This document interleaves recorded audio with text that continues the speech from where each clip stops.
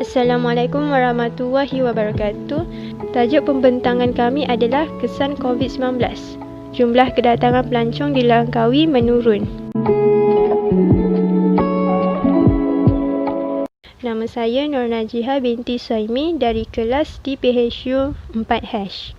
Pendahuluan, penularan COVID-19 yang sedang melanda negara dan dunia pada masa ini telah memberi impak negatif ke atas industri pelancongan negara.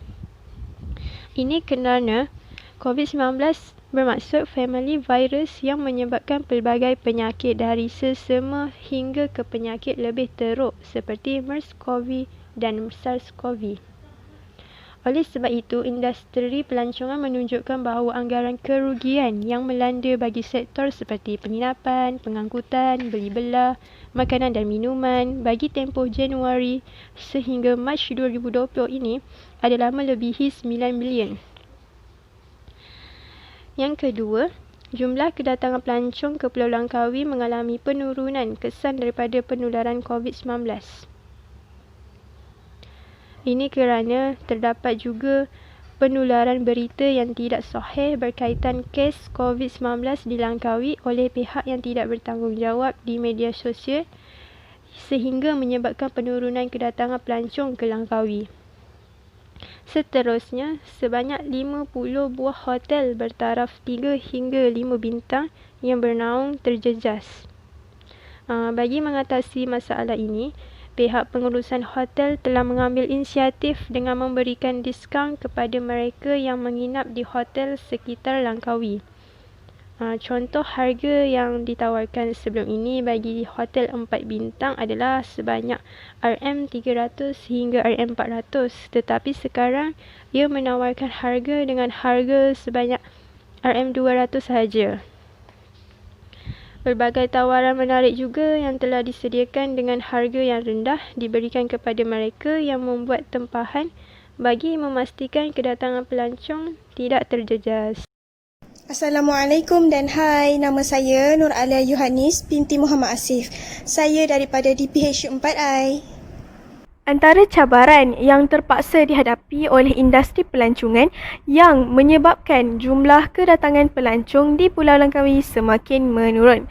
Hal ini disebabkan oleh pembatalan penerbangan terus dari China ke Pulau Langkawi oleh pihak tidak bertanggungjawab di media sosial. Jumlah kedatangan pelancong ke Pulau Langkawi mengalami penurunan kesan daripada penularan berita tidak benar mengenai wabak coronavirus ataupun dikenali sebagai COVID-19 oleh pihak yang tidak bertanggungjawab di media sosial.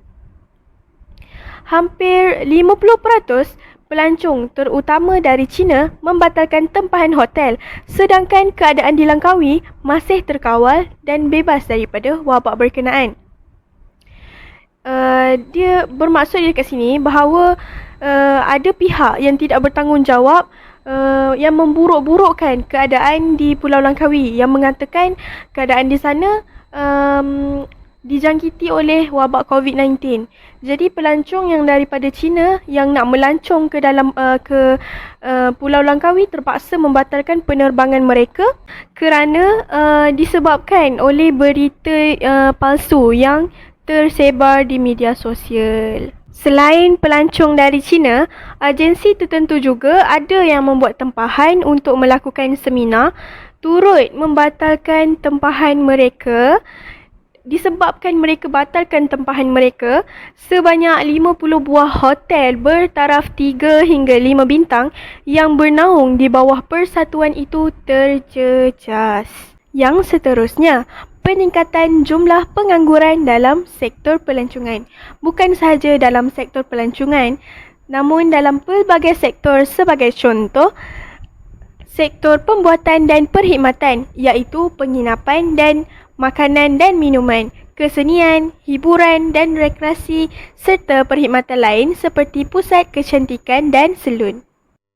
Tetapi di sini menunjukkan bahawa dalam sektor pelancongan adalah sektor yang paling terjejas kerana pelancong tidak boleh melancong ke luar negara maupun ke luar negeri disebabkan PKP.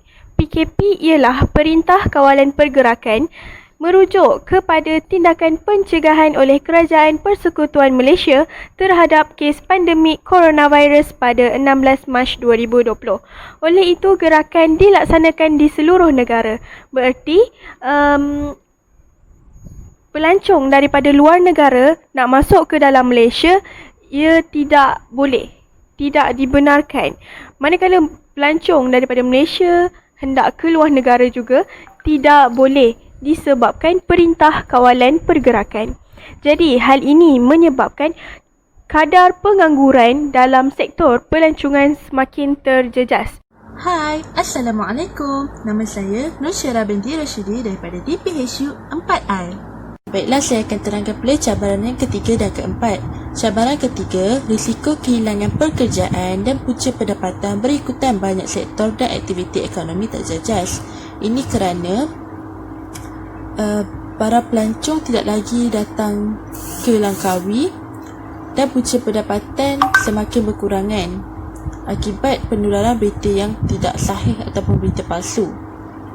Cabaran yang keempat pula ialah aktiviti yang dirancang oleh syarikat agensi terpaksa dibatalkan.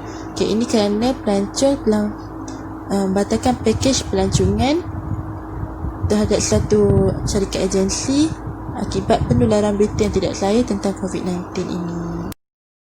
Nama saya Nurul Ashifah binti Raizal dari kelas DPHU 4H.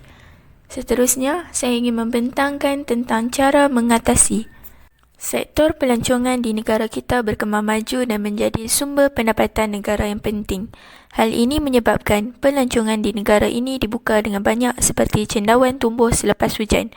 Kerajaan telah menggerakkan semua agensinya untuk memastikan sektor pelancongan berkembang pesat sejajar dengan pembangunan negara yang pantas.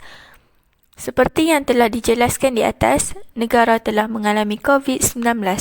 Hal ini menyebabkan sektor pelancongan menurun.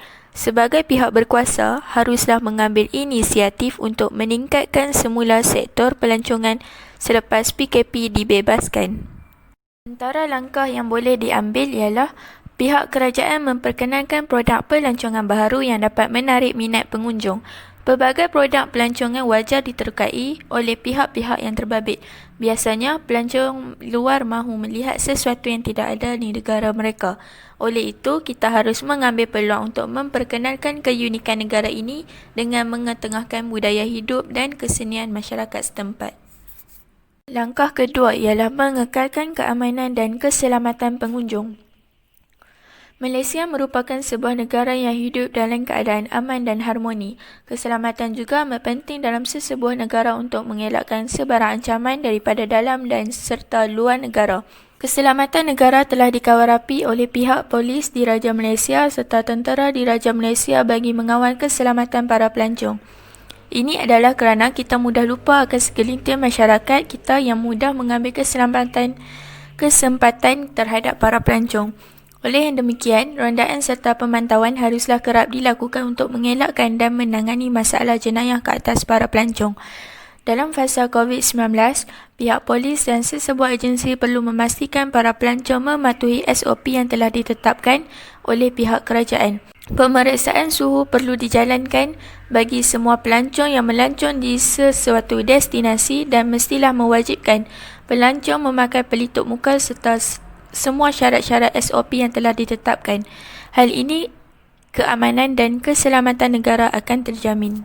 Seterusnya, langkah ketiga ialah menyediakan kemudahan asas kepada para pelancong.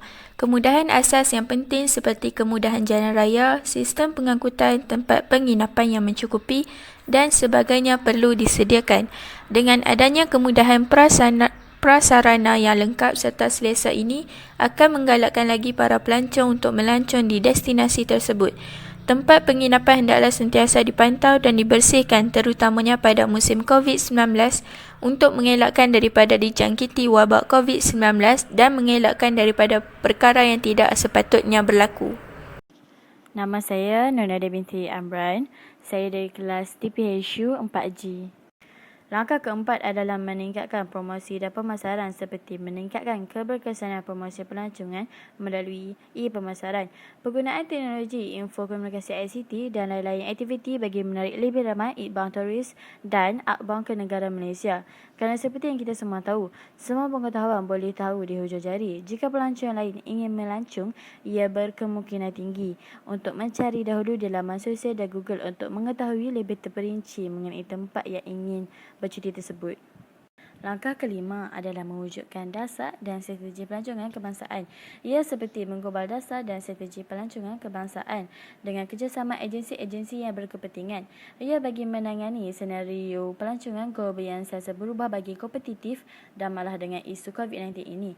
Jika dengan cara ini, ia dapat mengelakkan kerugian bagi mana-mana pihak.